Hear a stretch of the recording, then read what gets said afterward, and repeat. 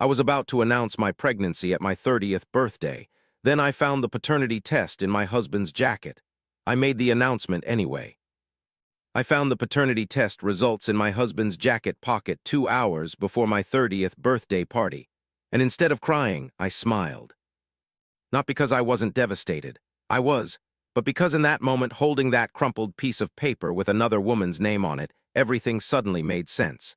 Every late night, every password change, every time he flinched when his phone buzzed, and more importantly, I realized I finally had the ammunition to destroy him the way he deserved. Let me back up. I met Marcus when I was 23 years old, fresh out of graduate school with a master's degree in forensic accounting. Yes, I'm the person companies hire when they suspect someone's stealing from them. I find hidden money for a living. The irony of what happened to my marriage isn't lost on me. Marcus was 28 when we met, already established as a regional sales manager for a pharmaceutical company. Good salary, company car, the kind of confidence that comes from knowing you're the smartest person in most rooms. We met at a friend's engagement party, and he spent the entire night making me laugh. By our third date, I was hooked. By our 6th month together, I'd moved into his condo. By our 2-year anniversary, we were engaged. Everyone said we were perfect together. His mother, Patricia, told me at our wedding that she'd never seen Marcus so happy. My own mother cried and said she finally didn't have to worry about me anymore. We bought a house in the suburbs, a 4-bedroom colonial that cost us $485,000, and started talking about kids almost immediately. But kids didn't come easy. We tried for 3 years. 3 years of temperature charts and ovulation tests, and timed intercourse that made sex feel like a chore. 3 years of negative pregnancy tests, and one devastating miscarriage at 11 weeks that nearly broke me. 3 years of Marcus telling me it would happen when it was meant to happen, while I sobbed in the bathroom wondering if my body was fundamentally broken. We did fertility testing. My numbers were fine, his numbers were fine. Unexplained infertility, they called it. The cruelest diagnosis because there's nothing to fix, nothing to blame, just endless trying and failing. During year 2 of trying, Marcus started traveling more for work. Conference in Chicago, training seminar in Dallas, client meetings in Atlanta. At first, I didn't think anything of it. His company was expanding and he was being groomed for a director position. The travel came with the territory. But then little things started bothering me. He'd come home from trips and immediately shower before even saying hello. His phone was suddenly always face down on tables. He changed his password from our anniversary date to something I didn't know, and when I asked about it, he said it made him update it for security reasons. He started going to the gym at 5 a.m., something he'd never done in 7 years together, and came back looking like he'd barely broken a sweat. I'm a forensic accountant. I notice patterns. I notice when numbers don't add up, and my husband's behavior wasn't adding up. But I told myself I was being paranoid. The fertility struggle was making me crazy, making me see problems where there weren't any. Marcus loved me. He'd held me through every negative test, every failed cycle, every tear-soaked night. He wasn't that kind of man. Then, in October of last year, I finally got pregnant. I took the test alone in our bathroom on a Tuesday morning after Marcus had left for work. When those 2 lines appeared, I actually dropped to my knees on the cold tile floor and sobbed. After everything we'd been through, it was finally happening. I didn't tell Marcus right away. I wanted to wait until I could confirm it with a blood test, until I knew my HCG levels were rising appropriately, until I could be sure this pregnancy would stick. My miscarriage had happened at 11 weeks. I couldn't announce anything until I passed that mark. So I carried my secret for weeks, going to doctor's appointments alone, watching my numbers climb, seeing that tiny heartbeat flutter on the ultrasound screen. My doctor said everything looked perfect. "You've got a strong one in there," she told me at my 10-week appointment. "I think this is your take-home baby." I cried the whole drive home. My 30th birthday was scheduled for December 14th, exactly 2 days after I hit the 12-week mark. It seemed like fate. I'd been planning a party anyway, turning 30 felt significant, and I wanted to celebrate with everyone I loved. But now it would be so much more than that. I rented the upstairs event room at my favorite restaurant downtown, 47 guests, an open bar, a catered menu I'd spent weeks perfecting. And at 8 p.m., after dinner and before the cake, I planned to stand up and announce that Marcus and I were finally having a baby. I bought a onesie that said, "Coming June 2024," to hold up during the announcement. I wrote and rewrote my little speech a dozen times. I practiced in the mirror until I could get through it without crying. This was going to be the best night of my life. Marcus was supportive of the party but distracted. He was busy with year-end stuff at work, he said. Lots of late nights at the office. Lots of stress. He didn't notice that I'd stopped drinking wine with dinner. He didn't notice that I was taking prenatal vitamins every morning. He didn't notice anything at all, which should have told me something. 2 days before the party, Marcus told me he needed to go into the office on Saturday morning. "Just for a few hours," he said. "I'll be back by noon, plenty of time to get ready." I didn't argue. I had last-minute errands to run anyway, picking up the custom cake, confirming the flower arrangements, grabbing a few things from the printer. I was so focused on making everything perfect that I barely registered the lie I'd later realize he told. The morning of December 14th, my birthday, the day that was supposed to change everything, I woke up at 7 a.m. feeling nauseous but excited. Marcus had already left for his office emergency. I spent the morning running around, checking things off my list, my secret baby news burning inside me like a coal. I got home around noon expecting Marcus to be back. He wasn't. I texted him, no response, called him, voicemail. I was annoyed but not worried. He'd probably gotten stuck at work. At 2 p.m., I started getting ready. The party started at 6 p.m.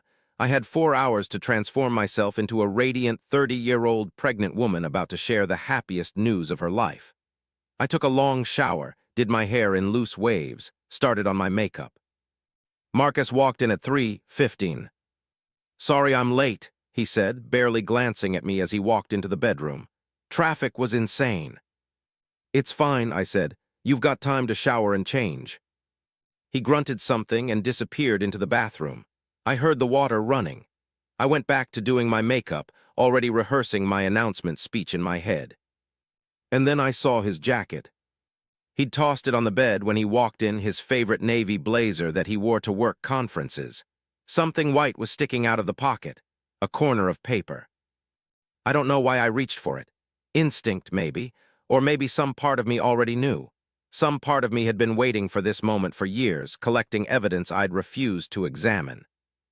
I pulled out the paper. It was a DNA test result from a company called GenePath Diagnostics, the kind you can order online and do yourself with a cheek swab. Across the top, in bold black letters, paternity test results. Below that, alleged father, Marcus Daniel Webb. Child, Olivia Grace Thornton. Probability of paternity, 99.9998%. There was more text below, technical explanations, genetic markers, legal disclaimers, but I stopped reading after the number. My hands weren't shaking. My heart wasn't racing. I just stood there in my bathroom, half my makeup done, holding proof that my husband had fathered a child with another woman. Olivia Grace Thornton. The child was named. The child existed. The mother's name was on the form too, Jessica Ann Thornton. I didn't recognize it, but I would later learn that Jessica worked at Marcus's company in the Houston office, that she'd been transferred there from the Dallas branch 18 months ago. That Marcus had been traveling to Texas for client meetings at least once a month for the past 2 years. I did the math in my head. If the test results were new and the paper looked fresh, recently printed, then Olivia Grace Thornton was probably a baby. Less than a year old, based on when Marcus had started traveling to Houston so frequently. While I was tracking my ovulation and crying over negative pregnancy tests, my husband was getting another woman pregnant. While I was miscarrying our child at 11 weeks and bleeding on our bathroom floor, he was probably with her. While I was finally carrying a successful pregnancy and planning to announce it at my 30th birthday party, he was getting DNA confirmation that he'd already fathered a daughter with someone else. The shower turned off. I had maybe 3 minutes before Marcus walked out of that bathroom. 3 minutes to decide what I was going to do with this information. 3 minutes to choose between confrontation and strategy. I chose strategy. I took a photo of the document with my phone. Then I carefully folded it exactly as it had been and slid it back into his jacket pocket. I picked up my mascara and continued doing my makeup. By the time Marcus emerged from the bathroom with a towel around his waist, I was applying lipstick with a steady hand. "You look beautiful," he said, and his voice sounded exactly the same as always. Not guilty, not nervous, just normal, like he hadn't been carrying proof of his infidelity in his pocket all day. "Thank you," I said. "Better hurry up, we need to leave in an hour." He kissed my cheek. His lips felt like a stranger's. I went downstairs and sat on the couch, staring at the wall, while my husband got ready for my birthday party. In my purse was the photo of the paternity test. In my belly was the baby I'd planned to announce. In my chest was a cold, calculating rage that burned so hot it felt like ice. I had a choice to make. I could cancel the party. I could confront Marcus right now, scream and cry and throw things, and let this night dissolve into chaos. That's what he probably expected would happen eventually when I found out. Hysterics. Drama. A chance for him to apologize, to explain, to manipulate me into forgiving him. Or I could go to that party. I could smile and toast and open presents. I could wait for the perfect moment, the moment I'd been planning for weeks. And instead of announcing my pregnancy, I could announce the truth. I chose the party. At 5:45 p.m., Marcus and I got into his car and drove downtown to the restaurant. He chatted about work stuff the whole way, completely oblivious to the fact that I'd barely said 20 words since finding the test. I nodded and mm'd at appropriate intervals. I watched the city lights blur past my window. I thought about Jessica Ann Thornton and her baby with my husband's face. The party was beautiful. I'd planned it perfectly, and everything came together exactly as I'd imagined. The event room was decorated with fairy lights and gold balloons. The flower arrangements were elegant but not stuffy. My guests started arriving at 6:15, friends, coworkers, family, and everyone told me how amazing I looked. My mother hugged me and said she couldn't believe her baby was 30 years old. Marcus's mother, Patricia, told me I was glowing. My best friend since college, Danielle, pulled me aside and whispered, "You look different. Are you pregnant?" I just smiled and said she'd have to wait and see. Marcus was charming all night. He knew everyone's names, remembered details about their lives, made self-deprecating jokes that had people laughing. The perfect husband. The kind of guy every woman wanted. I watched him work the room and thought about how many times he'd worked Jessica the same way. Dinner was served at 7 p.m.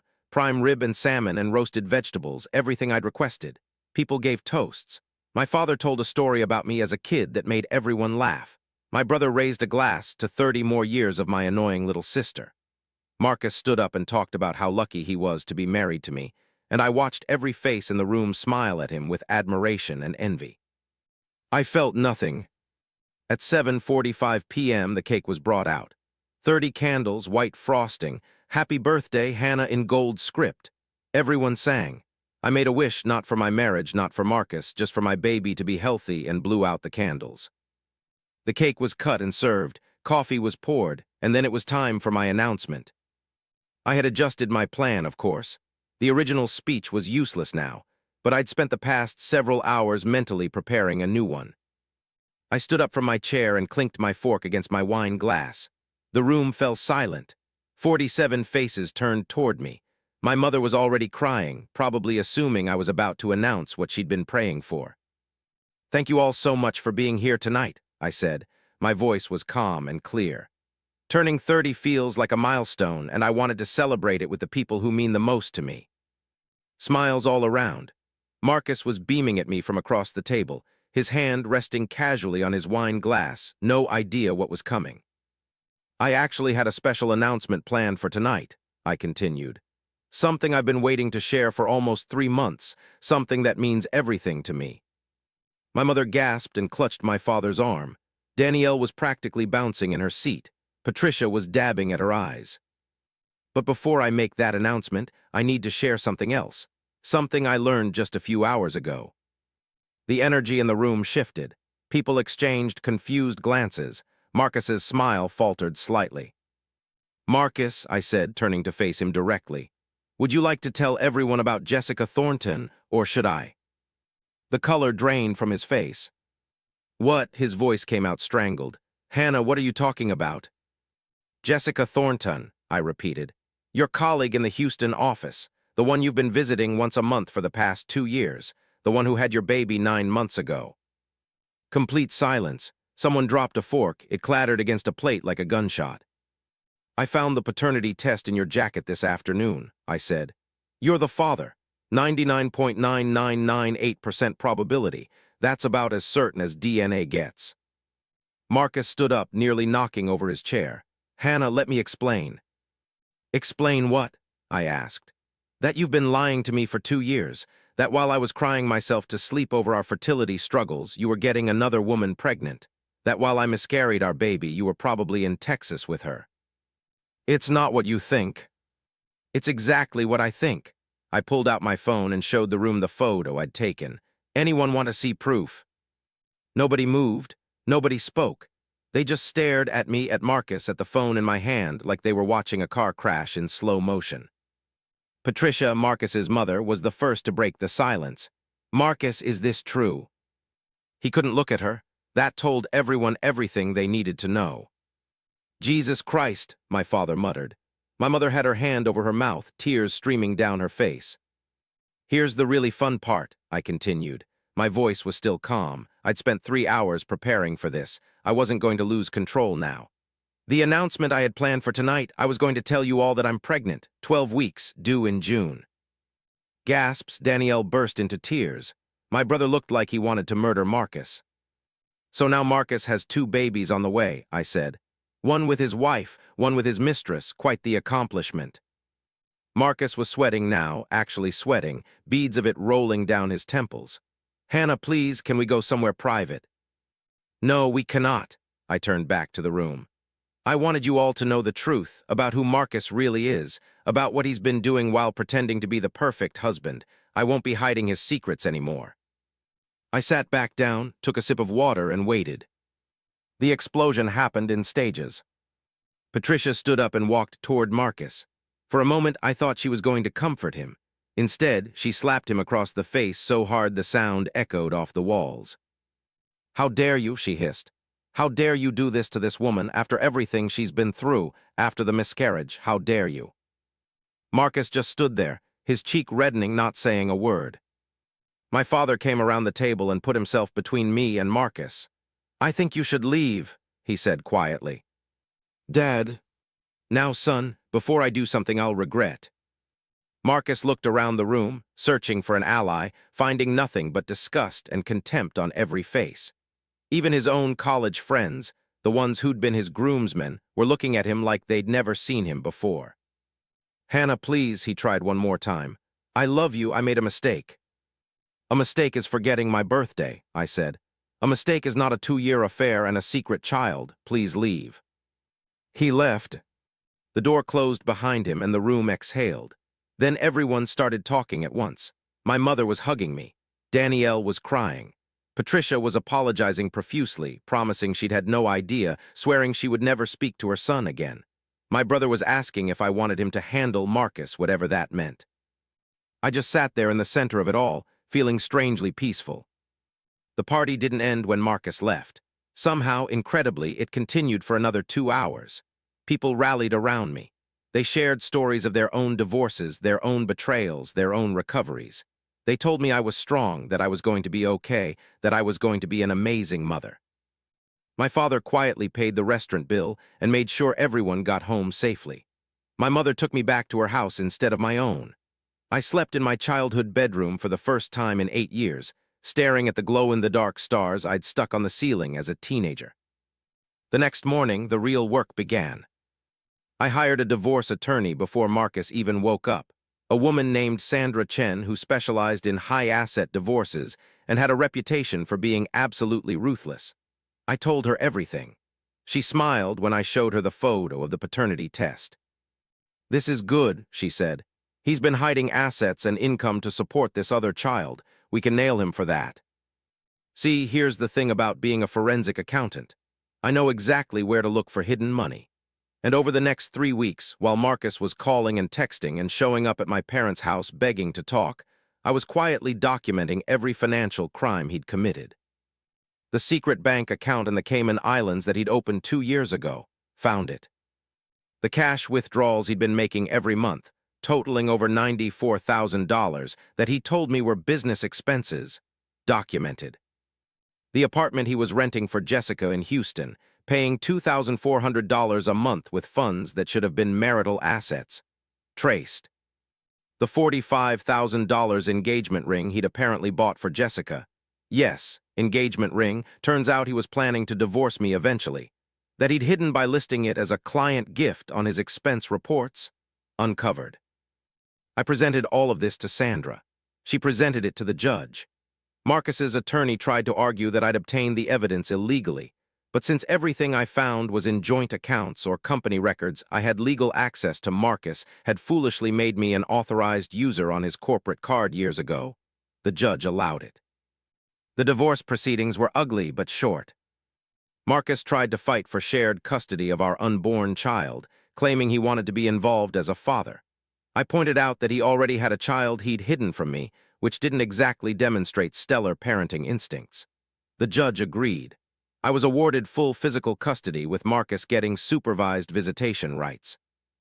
He was ordered to pay $4,200 per month in child support, plus 60% of all childcare and medical expenses. He was also required to maintain a life insurance policy naming our child as beneficiary. The house was sold.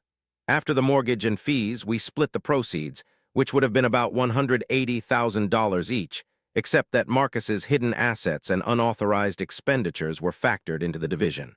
I walked away with $267,000. He got $93,000. His company fired him when they discovered he'd been falsifying expense reports. Turns out that client gifts and business expenses were supposed to have documentation, and $45,000 engagement rings for your secret girlfriend didn't qualify. He was also required to pay back the misused funds. Patricia, his mother, didn't just stop speaking to him, she changed her will. Marcus had been the primary beneficiary of her estate, which included a beach house in South Carolina and a substantial investment portfolio. She removed him entirely and split everything between his sister and a college fund for my baby. "You're still my daughter-in-law," she told me at lunch one day about 4 months after the party. "Divorce doesn't change that, and this child is still my grandchild. I won't let Marcus's mistakes punish an innocent baby." I cried when she said that. It was one of the few times I let myself cry during the whole ordeal.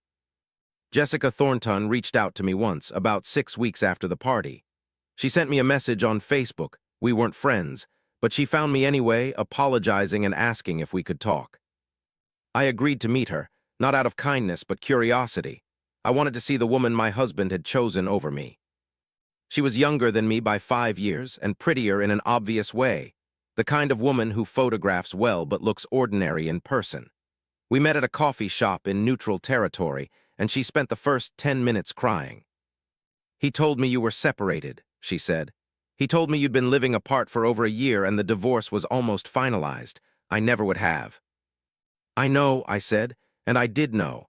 Because I'd done my research and I'd seen the texts Marcus had sent her, the lies he'd told to both of us simultaneously. She was a victim too, just in a different way. "He proposed to me," she said. "Last month, before everything came out, he said once the divorce was done, we'd get married and be a real family." "He was never going to divorce me," I said. "Not until he absolutely had to. He wanted both of us. He wanted everything." Jessica looked at me with red-rimmed eyes. "I'm so sorry." "I know you are." We didn't become friends. That would be asking too much. But we reached an understanding of sorts. She was raising Olivia Grace alone now, with child support from Marcus, less than what I was getting, since she made more money than I did, and the formula calculated accordingly. We agreed to keep our children's existences separate, at least until they were old enough to understand the complicated situation. "Half-siblings," Jessica said quietly before we parted. "They'll be half-siblings." "Yeah," I said, "they will." I didn't know how to feel about that then. I'm still not sure I know now. My daughter was born on June 17th, after 14 hours of labor and an emergency C-section when her heart rate dropped during pushing. They put her on my chest, screaming and purple and perfect, and I finally understood what unconditional love meant.